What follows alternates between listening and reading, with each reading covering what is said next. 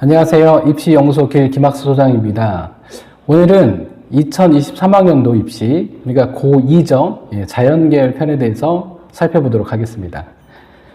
자, 우선 순서는 입시 환경 잠깐 살펴보고요. 그리고 수능 선택 과목의 유불리, 그리고 학교장 추천 전형에 대해서 좀 디테일하게 좀 살펴보도록 하겠습니다. 그리고 약대 학부 선발로 이제 뽑는 거랑 그 의대 변화사항, 그리고 마무리로 수시냐 정시냐 이 부분까지 파악하고 마치도록 하겠습니다. 일단 입시 환경의 변화입니다. 자, 현재 고2 학생들 같은 경우가 이제 2023학년도 입시잖아요. 학생 수가 이제 올해 고3에 비해서 조금 더 이제 줄어드는, 그런데 이제 약대가 들어오고 또 정원이 조금 더 늘어난 상황에서 대입 정원은 그래서 전반적으로 조금 늘어난 상황입니다. 그러니까 입시 환경은 되게 좋아진 상황, 이렇게 말씀드릴 수 있겠죠. 자, 그리고 이제 수시 정시 비율이요. 올해 고3이랑 비교했을 때 수시가 한 2.3% 좀 늘어나서 78%고 정시는 반대로 2.3% 줄어들어서 이제 22%. 그래서 수시가 조금 더 늘어난 상황이다. 일단 이렇게 말씀드릴 수 있을 것 같습니다. 자, 그리고 주요 대학 전형별 선발 인원을 봤을 때 원래 이제 올해도 학종이 많이 줄었고요. 내년에도 이제 뭐 비슷한 상황입니다. 근데 정시가 많이 늘었죠. 지금 이제 보시는 화면에서 이제 상위 7개 대학만 놓고 봤을 때 학종의 선발 비율은 36%, 그리고 수능, 그러니까 정시라고 생각하시면 돼요. 네, 40%. 근데 이 다음 대학들 보시면요. 오히려 이제 학종의 비율은 더 낮죠. 그리고 정시, 수능 위주의 선발 비율이 더 높습니다. 일단 이런 상황들에 대해서 잠깐 말씀드리고요. 그리고 수능 선택 과목이 올해 고3 학생들서부터 수능 선택 과목이 생겼죠. 예를 들면 국어도 공통 과목이 있고 선택 과목이 있고, 그리고 수학도 공통 과목이 있고 선택 과목이 있고, 이 유불리가 존재한다는 게 우리 학생들이 이제 수능을 보게 되면 정시로 대학을 간다고 했을 때 이제 표준 점수의 합으로 대학을 가게 되는 거거든요. 그러면 이 표준 점수에서 똑같은 점수를 맞았다 하더라도 예를 들면 국어에서 언매, 화작, 수학에서 미적, 기하, 확통 어떤 과목을 선택했을 때 표준 점수가 똑같은 점수를 맞았다 하더라도 더 좋게 나오고 더 안 좋게 나오는지 그 부분에 대해서 간략하게 살펴보도록 하겠습니다. 자, 올해 그 고3 학생들 6월 모평, 그러니까 평가원에서 주관하는 시험이 6월, 9월, 그리고 수능 있잖아요. 6월달 이제 시험 본 그 데이터를 가지고 잠깐 말씀드릴 건데, 우선 그 N수생 같은 경우는 67,000명 정도 응시를 했고, 그리고 고3 재학생 같은 경우는 41만 5천 명 정도 이제 응시를 했습니다. 합쳐서 48만 명 정도가 응시를 했는데, 작년 같은 기준과 비교했을 때 387명 줄어든 상황인데, 우리 지금 고2 학생들 같은 경우에도 정원이 줄기 때문에 이제 올해 유평 그 응시 인원과 비교했을 때 내년에 조금 더 줄어들게 될 거다. 일단 이렇게 예상을 해볼 수 있습니다. 아까 말씀드렸지만 올해부터 수능 선택 과목이 국어 공통 과목이 있고, 그리고 선택 과목이 있고, 선택 과목은 화작, 그리고 언매 이렇게 있죠. 그리고 수학 같은 경우도 공통 과목이 있고 선택 과목이 있는데 어떤 거를 선택했을 때 표준 점수가 더 유리하고 더 불리하게 나오는지 살펴보도록 하겠습니다. 일단 올해 유평 결과를 잠깐 말씀드리면 국어 놓고 볼게요. 화작을 선택했을 때랑 언매를 선택했을 때 다 만점이 나왔을 경우에 화작 같은 경우는 표준 점수가 141점이었고 언매를 선택했을 때는 만점 나왔을 때 146점입니다. 그러니까 똑같은 100점이 나왔을 때 표준 점수가 언매가 5점이 더 유리하게 나와요. 그래서 우리 학생들이 앞으로 선행을 한다든지 아니면 뭐 수능 선택하면 뭘 선택할지 고민한다고 했을 때 둘 다 뭘 해도 상관이 없다. 이런 상황에서는 언매를 선택하는 게 표준 점수에서 더 유리하게 나올 수밖에 없죠. 그럼 수학도 잠깐 보실까요? 수학은 뭐 문과는 이제 뭐 확통 선택하니까 이제 지금 오늘 이과 얘기니까 이과 그냥 기준으로 말씀드렸을 때 미적과 기하 똑같이 100점 만점 나왔을 때 미적 같은 경우는 표준 점수가 146점이 나왔죠. 그리고 기하는 145점입니다. 뭐 큰 점수 차이는 아니지만 어찌됐건 간에 그 미적분이 그래도 그 기하보다는 표준 점수가 조금 더 유리하게 나온 상황. 그래서 뭐 만약에 선행을 한다라고 했을 때 미적분을 조금 더 선택하는 게 조금 더 유리할 수밖에 없겠죠. 일단 이런 상황들 잠깐 말씀드렸고, 또 하나는 올해 이제 그 작년까지는 뭐 수학 가형, 나형, 가형은 이과 그리고 나형 문과 나눠져 있는 상황이었는데 올해부터는 이제 미적, 기하, 확통 선택한 학생들이 수능 등급이 수학에서 같이 산출이 되잖아요. 그러면 아무래도 이과 학생들이 수학이 조금 더 이제 더 잘하는 학생들이 많다 보니까 만약에 같이 등급을 산출한다고 했을 때 미적 기하 선택한 학생들이 1등급 비율이 한 95%로 예상이 돼요. 그리고 1등급 안에서 확통 선택한 학생들이 이제 5% 정도 예상이 되거든요. 이 부분 조금 뭐 달라질 수는 있지만 올해 그냥 수능 예상으로 봤을 때 확통 선택한 학생들 중에서 1등급 비율이 한 5%에서 한 7%, 많게 잡았을 때 한 7% 정도 그 사이에서 이제 1등급 비율이 형성될 것 같습니다. 일단 이렇게 말씀드리고 넘어갈게요. 그리고 우리 학생들이 만약에 과탐을 선택한다고 했을 때 수능에서 뭘 선택해야 될지, 작년까지는 그 원과목에서도 물리가 그리고 투과목에서 물리가 똑같이 50점 만점 나왔을 때 표준 점수가 제일 안 나왔죠. 그러니까 우리 학생들이 물리 기피 현상이 이제 발생할 수 있거든요. 근데 올해 유평에서 봤을 때 물리원이 50점 만점 나왔을 때 표준 점수가 78점으로 제일 높았습니다. 그리고 투과목에서는 화투랑 물투가 표준 점수가 제일 높았고요. 그래서 우리 학생들이 과탐을 선택한다고 했을 때 표준 점수의 유불리를 따지기보다는 그냥 우리 학생들이 더 잘하는 과목을 선택해서 계속 공부해 나가는 거를 저는 추천드립니다. 그래서 올해 고2 학생들 이제 뭐 물리, 뭐 화학, 생명과학, 지구과학 이제 공부하다가 나는 물리를 더 잘할 수 있는데 표준 점수가 작년 수능까지 되게 불리했으니까 난 물리 안 하고 다른 걸 하겠다. 이 부분보다는 조금 더 잘하는 과목을 선택하는 게 조금 더 유리하다. 이렇게 좀 말씀드릴 수 있을 것 같습니다. 간단하게 서울대 입시가 변화되는 거 말씀드릴게요. 우선 서울대학교가 보통 이제 과탐 같은 경우 선택 과목 일분리가 존재를 하기 때문에 100분위 1로 표준 점수를 변환해주는 변환 표준 점수를 활용하는데 서울대가 올해부터요, 내년부터 아닙니다. 올해부터 과탐도 변환 표준 점수로 활용하지 않고 표준 점수, 쉽게 말씀드리면 수능 성적표에 기재된 표준 점수를 그냥 그대로 활용한다. 일단 이렇게 바뀌게 된 부분을 말씀드렸고, 그리고 이제 서울대를 갈 수 있는 방법이 유형 1과 2랑 3이 있는데 1 같은 경우는 문과 쪽입니다. 뭐 교차로 해서 문과를 지원하려고 하는 학생들의 경우에 제2외국어 한 번만 응시를 해주면 되겠죠. 그리고 유형 2는 이제 과탐을 2과목 선택한 전형적인 이과 학생들이 지원할 수 있는 유형이 되겠고, 유형 3 같은 경우는 자유전공, 예체능 포함한 자유전공학부를 선발하는 게 유형 3인데, 이 자유전공학부 같은 경우 올해부터 처음으로 정시에서 이제 선발을 하는 거거든요. 근데 여기는 제2외국어 안 해도 되고, 과탐 2를 안 해도 되고, 그러니까 문과, 이과 학생들 누구나 다 지원할 수 있는 게 유형 3이 됩니다. 네, 또 하나는 내년부터 이제 서울대가 정시에서도 내신이 반영돼요. 근데 잠깐 말씀드릴게요. 일단 1단계에서는 정원의 2배수만큼 이제 그 선발을 해놓고 2단계에서 수능 성적 80점이랑 교과 성적 20점이 반영이 되는데, 이 교과 성적 20점 중에서 기본 점수는 15점입니다. 그러면 이 5점이 실질적으로 반영되는 점수인데, 제일 아래 보시면 2명의 평가자가 우리 한 학생의 내신을 평가를 하거든요. 그러면 2명의 평가자가 둘 다 A를 줬다, 내신에 대해서. 그러면 5점이 되는 거고, 만약에 한 명은 A를 주고 한 명이 B를 줬다, 그러면 4점이 되고, 이렇게 쭉 이제 점수가 이제 이렇게 산출이 되게 되는데, 보통 1단계 통과한 학생들이 이제 내신 맞기 어려운 학생들이 좀 상대적으로 많다 보니까, 뭐 예를 들면 A, B를 받아서 4점이 되든지, 아니면 B, B를 받아서 3점이 되든지, 현실적으로 요 안에서 이제 우리 학생들의 내신이 평가될 가능성이 좀 높을 것 같아요. 그래서 2단계에서 교과가 20점이 반영된다 하더라도 기본 점수 15점에다가 현실적으로 점수 차이가 이제 방금 말씀드렸지만 크지 않게 될 가능성이 높기 때문에 이 부분에 대해서는 크게 우리 학생들 걱정하지 않아도 괜찮을 것 같습니다. 그리고 이제 학교장 추천 전형에 대해서 간단하게 말씀드릴게요.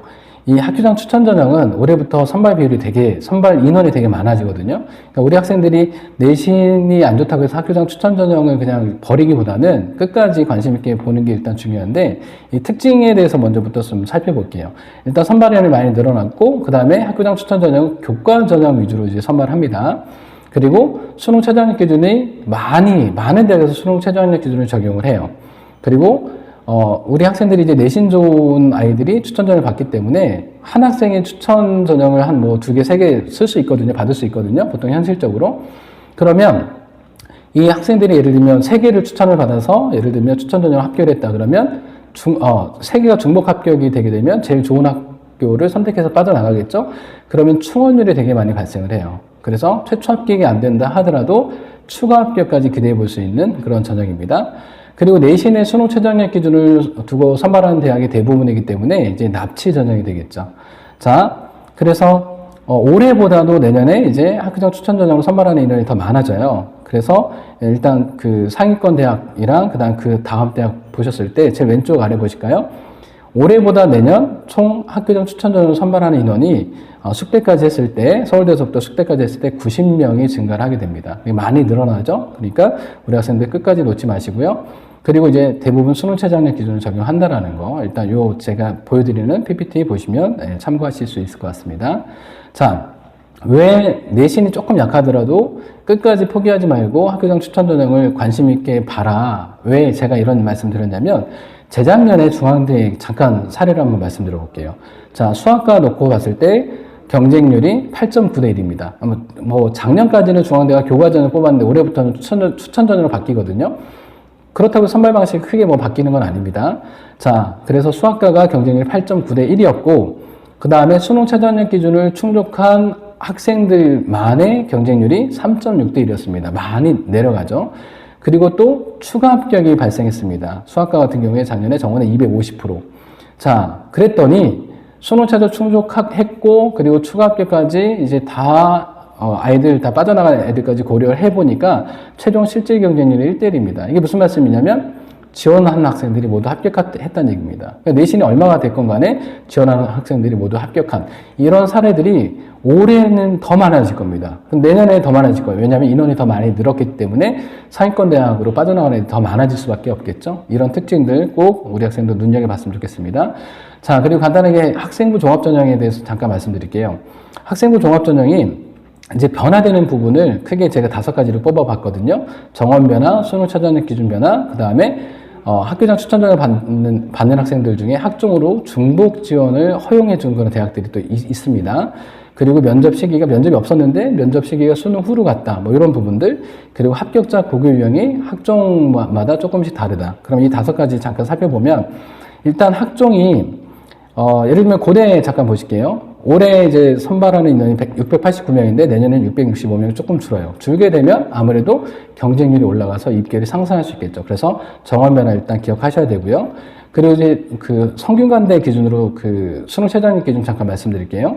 여기 보시면 성균관대가 학교장 추천 전형에서 수능 최저학력 기준 3개한 6으로 올라가거든요. 올라가게 되면 아무래도 수능 최저 통과 비율이 더 낮아질 가능성이 높겠죠. 그러니까 이런 부분들도 이제 입결에 영향을 줄 수 있는 요인이다. 일단 기억하시고요. 그리고 아까 말씀드렸지만 고대 기준으로 잠깐 말씀드리면 학교장 추천 전형으로 학교 추천 전형으로 추천을 받은 학생들이 작년에는 학생부 종합 전형에 학업 우수형 중복 지원이 안 됐었습니다. 근데 올해부터 허용을 해줘요. 그러면 아무래도 학교 추천 전형으로 추천받는 학생들이 내신 좋은 학생들이다 보니까 학업 우수형으로 들어올 수 있는 상황이 이제 만들어진 거죠. 그러면 학업 우수형의 입결은 올라갈 수밖에 없습니다. 자, 이런 부분들도 이제 학종의 입결을 변화시키는 요인. 자, 그리고 중앙대가 학종이 탐구형과 다빈치형 2개가 있는데, 다빈치형이 탐구형처럼 서류 100으로 선발했었거든요. 학종에서. 납치였죠. 그런데 올해부터 면접을 만들어 놓고 이 면접의 비율이 30%인데, 그 수능 후에 이제 면접을 보는 걸로 만들어 놨습니다. 그러면 수능 후 면접이면 납치가 아닌 거잖아요. 그러면 학생들이 아무래도 더 많은 학생들이 지원을 하게 될 거고, 경쟁률이 올라가면 아무래도 입결이 더 상승할 요소가 상당히 커졌다. 일단 이거 말씀 드리고요.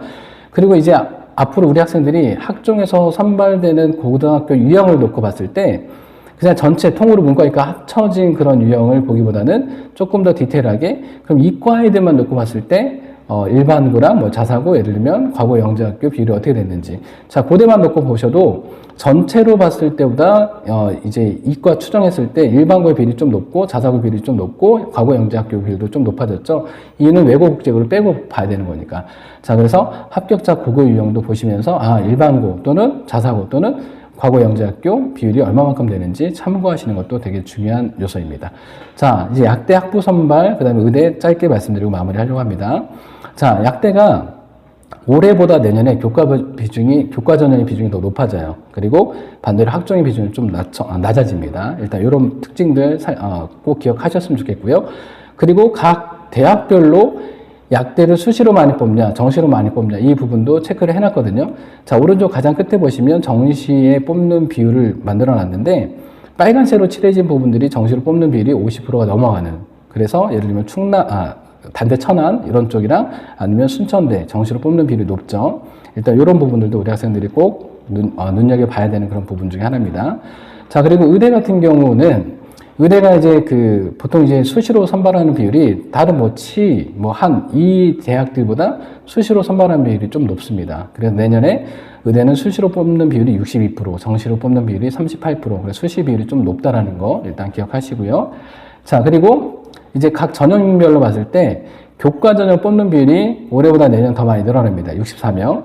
그리고 학종 논술로 뽑는 비율이 더 낮아지는데 교과로 뽑는 비율이 많다 보니까 수시에서 뽑는 그 인원은 전체적으로 19명이 늘어나는 상황이고 정시로 뽑는 인원은 올해보다 내년이 7명 더 줄어드는 상황이다. 일단 이렇게 기억하시면 될 것 같습니다.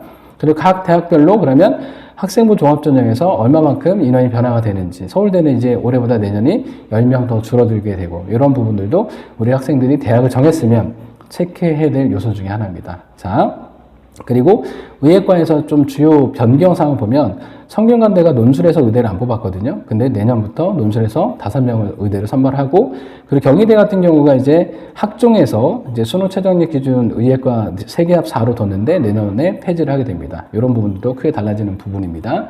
자, 그리고 의대가 이제 지역인재, 이렇게 보시면 의대 약학 간호 계열이 지역인재 전형으로 내년부터 40%를 의무적으로 선발을 해야 돼요. 근데 지금 여기 보시면 가장 오른쪽 끝에 보실까요? 자, 가장 오른쪽 끝에 보시면 의대가 지역인재 전형으로 뽑는 그 비율이 오른쪽에서 두 번째 보시면 됩니다. 40% 안 되는 학교들이 많죠. 그러면 얘네들을 40% 채우려면, 예를 들면 가장 오른쪽 끝에 보시면 강원권에서 연대 미캠이 5명을 더 이제 지역인재를 뽑아야 40%가 채워져요. 쭉 했을 때 전체적으로 지역인재 전형으로 이제 66명을 더 선발해야 전체적으로 평균적으로 한 40%가 맞춰지게 되는 겁니다. 그래서 우리 학생들 지역인재 전형으로 지원하지 못하는 학생들한테는 이거는 조금 좋지 않은 얘기긴 하지만, 반기는 얘기는 아니죠. 근데 지역인재로 이제 생각했던 학생들한테는 되게 유리해지는 그런 상황이다. 일단 이렇게 말씀드리고요. 마지막으로 그러면 우리 학생들이 내가 지금 앞으로 수시를 더 준비하는 게 좋냐, 정시로 준비하는 게 좋냐, 그거를 정리해 본 건데, 왼쪽에는 이제 의대에서부터 우리 학생들이 정시로 갈 수 있는 100분이 합입니다. 영어 빼고 국어 100, 수학 100, 탐구 2과목 평균 낸 거 100. 300% 만점 중에서 얼마 정도 했을 때 정시로 갈 수 있는지. 그리고 가운데는 국어 100분이, 수학 100분이, 탐구 100분이. 예를 들면 고대 같은 경우는 국어가 100분이고 96, 그 다음에 수학은 98, 탐구는 95% 정도로 이제 고대 학종을 예상할 수 있는데, 예를 들면 고대 같은 경우가 정시에서 고대를 갈 수 있을 때 국어가 96%, 수학이 98%, 탐구가 95% 정도로 이제 예상이 되는데, 그럼 수시로 간다 했을 때 고대가 어느 정도면 가능할 거냐. 오른쪽 끝에 보시면 2.3등급까지로 학종에서 이제 지원 가능하다는 얘기거든요.